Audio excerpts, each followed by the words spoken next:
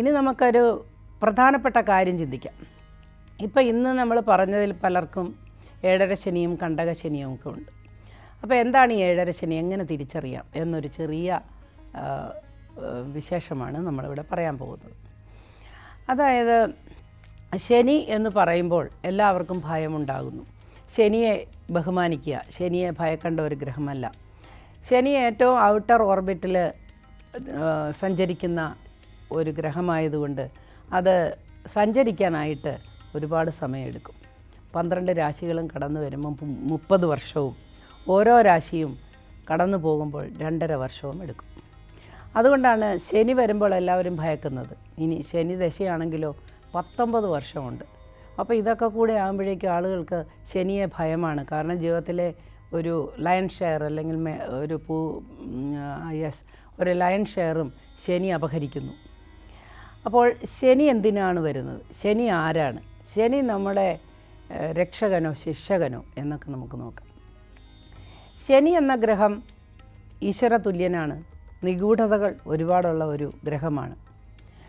ശനിയെ നമ്മൾ ഭയക്കുന്നത് എന്തുകൊണ്ടെന്നാൽ ശനി നമ്മളെ ശിക്ഷിക്കാൻ വരുന്ന പൂർവ്വജന്മ കർമ്മ അടിസ്ഥാനത്തിൽ നമ്മളെല്ലാവരും വന്നിരിക്കുന്നത് പൂർവ്വജന്മ കർമ്മം അനുഭവിച്ച് തീർക്കാനാണ്. നമ്മൾ എന്തു കൊടുത്തോ, കഴിഞ്ഞ ജന്മങ്ങളിൽ എന്തു കൊടുത്തോ അത് നമ്മൾ തിരിച്ച് അനുഭവിച്ച് നമ്മുടെ ആത്മശുദ്ധിക്കായിട്ടാണ് എല്ലാവരും ഇവിടെ വന്നിരിക്കുന്നത്. അപ്പോൾ ശനി അതാത് സമയത്ത് നമ്മൾ ചെയ്യുന്ന ഓരോ കർമ്മങ്ങൾക്കും ഫലം തരാനായിട്ട് ഒരു വടിയുമായി വരികയാണ്. അപ്പോൾ നല്ല വേദനിക്കും, നമുക്ക് മനക്ലേശമുണ്ടാകും, സന്തോഷക്കുറവുണ്ടാകും. ശനി ഗ്ലൂമിനസിൻ്റെ അല്ലെങ്കിൽ മൗഢ്യത്തിൻ്റെ ഒരു ഗ്രഹമാണ്, മന്ദതയുടെ ഗ്രഹമാണ്. അങ്ങനെ ചില കാര്യങ്ങളൊക്കെ ശനിക്കുണ്ട്. ഇനി എങ്ങനെയാണ് ഈ ഏഴര ശനി കണ്ടക ശനി എന്നൊക്കെ നമുക്ക് നോക്കാം.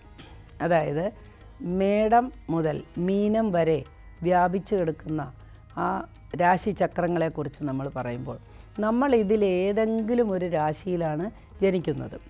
അപ്പോൾ ചന്ദ്രൻ നമ്മൾ ജനിക്കുന്ന സമയത്ത് എവിടെ നിൽക്കുന്നു, അതാണ് ഇവിടുത്തെ വിഷയം. ചന്ദ്രൻ നമ്മൾ ജനിക്കുന്ന സമയത്ത് ഏത് കൂറിലാണ്, അല്ലെങ്കിൽ ഏത് നക്ഷത്ര രാശിയിലൂടെ കടന്നു പോകുന്നു, അല്ലെങ്കിൽ ഏത് നക്ഷത്ര മേഖലയിലൂടെ കടന്നു പോകുന്നു, അതാണ് നമ്മുടെ നക്ഷത്രം. അപ്പോൾ ആ രാശി മുഴുവൻ നമുക്ക് അവകാശപ്പെട്ടതാണ്. ഈ രാശിയും, അതായത് ഞാൻ ഇരിക്കുന്ന സ്ഥലവും വലതുവശവും ഇടതുവശവും ചേർന്നിരിക്കുമ്പോൾ വലതുഭാഗത്തിരിക്കുന്ന വ്യക്തിക്ക് എന്തെങ്കിലും സംഭവിച്ചാൽ അത് നമ്മളെയും ബാധിക്കുന്നു. അതേപോലെ തന്നെ ഇടതുഭാഗത്തിരിക്കുന്ന വ്യക്തിക്ക് എന്തെങ്കിലും സംഭവിച്ചാൽ നമ്മളെ ബാധിക്കുന്നു. നമുക്ക് ബാധിച്ചാലും ഇതുതന്നെയാണ് അനുഭവം. ശനി നമ്മുടെ ഇടതും വലതും സെൻറ്ററിലും വരുന്ന ആ സമയത്തെ നമ്മൾ ഏഴര ശനി എന്ന് വിളിക്കുന്നു. കാരണം ശനി ഒരു രാശിയിൽ 2.5 വർഷമാണ് സഞ്ചരിക്കുന്നത്. വളരെ സ്ലോ ആയിട്ടാണ് മൂവ് ചെയ്യുന്നത്. അപ്പോൾ ശനി നമ്മളെ അപഹരിക്കുന്നു, അല്ലെങ്കിൽ നിഴൽ വീഴിക്കുന്ന 7.5 കൊല്ലം, 2.5 നമ്മുടെ 12 2.5 നമ്മുടെ ലഗ്നത്തിൽ, ചന്ദ്രലഗ്നത്തിൽ, 2.5 നമ്മുടെ 2ാം ഭാവത്തിൽ. അപ്പോൾ ശനി വന്നിരിക്കുന്നത് ആദ്യം ദുരിതഭാവത്തിലാണ്. അപ്പോൾ ശനി നമ്മളെ ദുരിതങ്ങൾ കൊണ്ട് ബുദ്ധിമുട്ടിക്കും. നമ്മൾ കൊടുത്തതാണ് തിരിച്ചു വാങ്ങുന്നതെന്ന് പറഞ്ഞല്ലോ. അപ്പോൾ നമുക്ക് പലതരത്തിൽപ്പെട്ട അനുഭവങ്ങളും ദുരിതങ്ങളും, പ്രധാനമായും ഏഴര ശനി എന്ന് പറയുന്ന ഈ അവസ്ഥ വരുമ്പോൾ, 12 ശനി നിൽക്കുമ്പോൾ നമുക്കുണ്ടാകുന്നത് അപകടങ്ങളും വീഴ്ചകളും ഒടിവുകളും ചതവുകളും സാമ്പത്തിക നഷ്ടങ്ങളും, അനാവശ്യ കൂട്ടുകെട്ടുകളിൽപ്പെട്ട് മദ്യപാനം, അല്ലെങ്കിൽ ഇപ്പോഴുള്ള കുട്ടികളുടെ ലഹരി ഉപയോഗം, ഇതിലോട്ടൊക്കെ ചെന്ന് പെടുന്ന ഒരു സമയമാണ്. ആര് പറഞ്ഞാലും അനുസരിക്കാൻ പറ്റില്ല. നമ്മളെ കൺട്രോൾ ചെയ്യുന്നത് ശനിയാണ്. കാരണം നമ്മൾ ഇത്തരത്തിലുള്ള കാര്യങ്ങൾ, പ്രലോഭനങ്ങളിലൊക്കെ ചെന്നുപെട്ട് വളരെയധികം വിഷമിക്കുന്ന ഒരു സമയമാണ് ഏഴര ശനിയുടെ 1ാം ഭാഗം. അതിനെ 1ാം ഭാഗം എന്ന് പറയുന്നു. ഏഴര ശനിയെ 3 ഭാഗങ്ങളായി തിരിച്ചിരിക്കുന്നു. ഒന്ന് 12, 1 മറ്റൊന്ന് 2.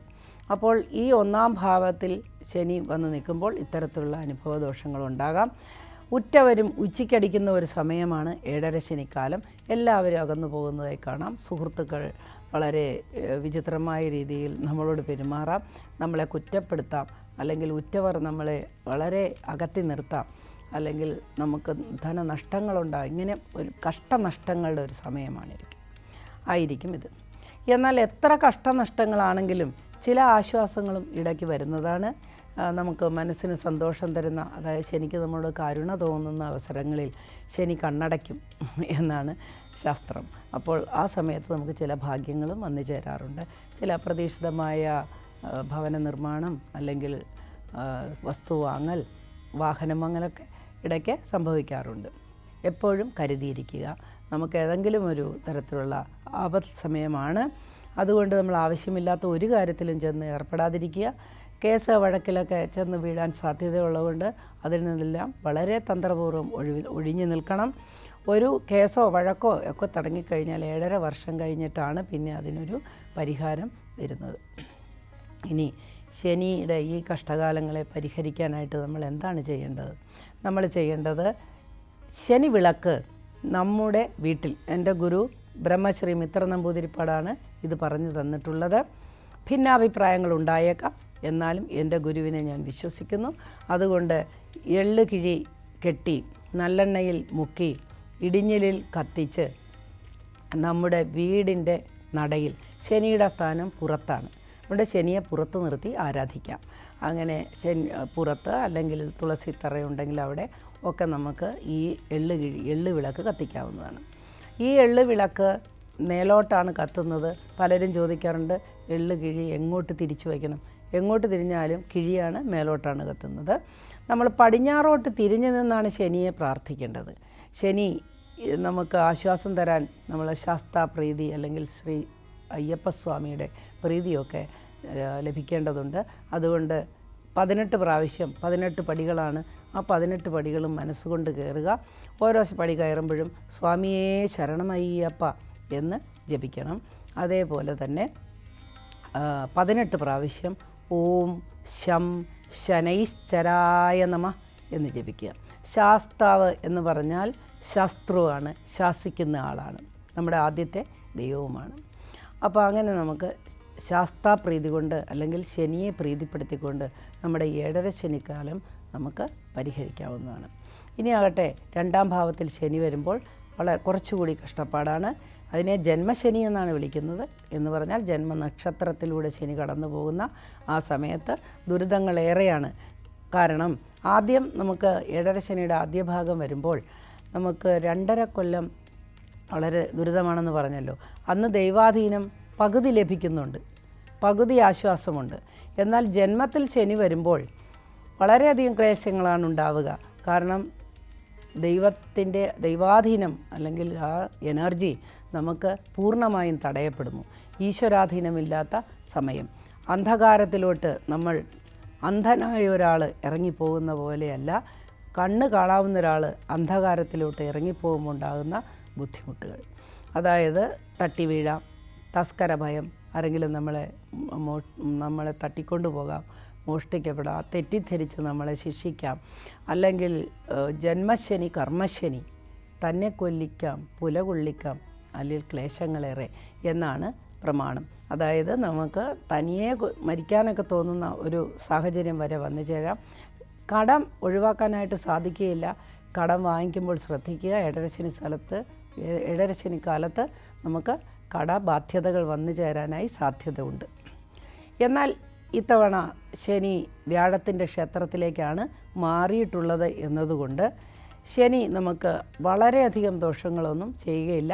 ജന്മശനിക്കാർ ഭയപ്പെടേണ്ടതില്ല. അടുത്തതായി നമുക്ക് ശനിയുടെ അവസാന ഭാഗം നോക്കാം. അവസാനത്തെ അല്ലെങ്കിൽ 3ാമത്തെ ഭാഗമായ 2.5 വർഷം ശനിയുടെ പോക്കാണ്. ആ സമയത്ത് നമുക്ക് പോയിയും വന്നുമിരിക്കും. അതായത് ചില ഭാഗ്യങ്ങളുണ്ടാകും, അതേപോലെ അത് നഷ്ടപ്പെടും. ഇങ്ങനെ നമ്മൾ വളരെ ക്ലേശങ്ങൾ അനുഭവിക്കും. എന്നാൽ ഒരു കാര്യം ശ്രദ്ധിക്കുക, 7.5 ശനി 7.5 കൊല്ലമാണ്. ഈ 7.5 കൊല്ലത്തിൻ്റെ ഇടയ്ക്ക് നമുക്ക് 3 അപകടങ്ങൾക്ക് സാധ്യതയുണ്ട്. വീഴ്ച, ഒടിവ്, ചതവ്, മുറിവൊക്കെ സാധ്യതയുണ്ട്. 7.5 ശനിയുടെ പോക്ക് സമയത്ത് ശനി പാദത്തെയാണ് ബാധിക്കുന്നത്, അല്ലെങ്കിൽ കാലിനെയാണ് ബാധിക്കുന്നത്. മുട്ടുവേദന, സർജറി അങ്ങനെയുള്ള കാര്യങ്ങളൊക്കെ പ്രതീക്ഷിക്കാവുന്നതാണ്. ശനി മന്ദനാണ് അല്ലെങ്കിൽ മുടന്തനാണ് എന്നൊക്കെയാണ് നമ്മുടെ അറിവ്. അപ്പോൾ അങ്ങനെയുള്ള ശനി നമുക്ക് കാലിന് പണി തന്നിട്ട് പോകും എന്നാണ് പഴമക്കാർ പറയുന്നത്. അതിലൊക്കെ ഏറെക്കുറെ വളരെയധികം സത്യമുണ്ട്. ഇനി നമുക്ക് ഈ 7.5 ശനിയുടെ 3 ഭാഗങ്ങളിൽ വരുന്ന ഏത് അവയവങ്ങളെയൊക്കെയാണ് ശനി ബാധിക്കുന്നതെന്ന് നോക്കാം. അതായത് ശനി 12-ൽ വരുമ്പോഴേക്കും നമുക്ക് എന്താണ് അനുഭവപ്പെടുക? ശനി 12-ൽ വരുമ്പോഴേക്കും നമുക്ക് ശിരോരോഗം, കഴുത്ത് വരെയുള്ള അവയവങ്ങൾക്ക് അസുഖങ്ങൾ വരാം. ഇനി ശനി ജന്മത്തിൽ വരുമ്പോൾ അതിന് താഴോട്ട് അരവരെയുള്ള അവയവങ്ങൾക്ക് നമുക്ക് അപകടങ്ങൾ വരാം. ഹാർട്ടിന്, ലങ്സിന്, നട്ടെല്ലിന്, അങ്ങനെയുള്ള ഭാഗങ്ങൾക്കൊക്കെ അപകടങ്ങൾ വരാം. അപകട സാധ്യത കൂടിയ ഒരു സമയമായിരിക്കും ഇത്. അതേപോലെ ഇനി അവസാന ഭാഗം നേരത്തെ പറഞ്ഞുവല്ലോ, നമുക്ക് കാലിന് ദോഷങ്ങൾ, ഹാനികരമായ അനുഭവങ്ങൾ വന്നേക്കാം. എന്നാൽ ശനി രണ്ടാമത് ഒരാളുടെ ജീവിതത്തിൽ, ശനി നമുക്ക് ജന്മശനി എന്ന് പറയുന്നത് 30 വർഷത്തിലൊരിക്കൽ മാത്രമേ നമുക്ക് ഉണ്ടാകൂ. അപ്പോൾ അങ്ങനെയുള്ള ഒരു ശനിയുടെ അപഹരണം ഒരു 30 വർഷത്തിൽ ഒരിക്കൽ മാത്രമേ വരുള്ളൂ. രണ്ടാമത് വരുന്ന ശനിയെ, മൂന്നാമത് വരുന്ന ശനിയൊക്കെ ശനിപ്പെരുമ അല്ലെങ്കിൽ വളരെ ഐശ്വര്യമുള്ളൊരു ശനി എന്നും പഴമക്കാർ പറയുന്നുണ്ട്. ഏറെക്കുറെ ഇതൊക്കെ ശരിയാണ്. ഇനി നമുക്ക് ഏറ്റവും അധികം ചെയ്യാവുന്ന ഒരു കാര്യം, നമ്മൾ സ്ട്രെയിറ്റ് ഫോർവേഡായിരിക്കുക, നേരെ പോ എന്നുള്ള ചിന്തയിലെത്തുക. ആരെയും പറ്റിക്കാതെയും ചതിക്കാതെയും ഇരിക്കുക. അപകടങ്ങളിൽ ചെന്ന് ചാടാൻ സാധ്യതയുള്ള ദുശീലങ്ങൾ ഒഴിവാക്കുക. അതേപോലെ ഇപ്പോഴത്തെ ഈ ലഹരി മരുന്നുകളുടെ ഉപയോഗം, അതേപോലെ മദ്യപാനം, ഇതൊക്കെ നമ്മളെയും നമ്മുടെ കൂടെ നിൽക്കുന്നവരെയും നശിപ്പിക്കും. പരസ്പരം സ്നേഹിക്കാൻ പഠിക്കുക, ആരോടും കയർക്കാതിരിക്കുക, ദേഷ്യപ്പെടാതിരിക്കുക. ഇതൊക്കെയാണ് നമുക്ക് ചെയ്യാനുള്ള കാര്യങ്ങൾ. ഈശ്വര പ്രാർത്ഥന ഇതിനെല്ലാത്തിനും പരിഹാരമാണ്. ശാസ്താവിനെയും ശനിയെയും മനസ്സുറ്റ് പ്രാർത്ഥിക്കുക. ഇന്നത്തെ പ്രോഗ്രാം നമ്മളിവിടെ അവസാനിപ്പിക്കുകയാണ്. ഇനി നമുക്ക് വീണ്ടും നാളെ കാണാം. അതുവരെ എല്ലാവർക്കും നമസ്കാരം പറയുന്നു. എല്ലാവരും ഓണം സന്തോഷത്തോടു കൂടി ആഘോഷിക്കുക. എല്ലാവർക്കും ഐശ്വര്യം വരട്ടെ.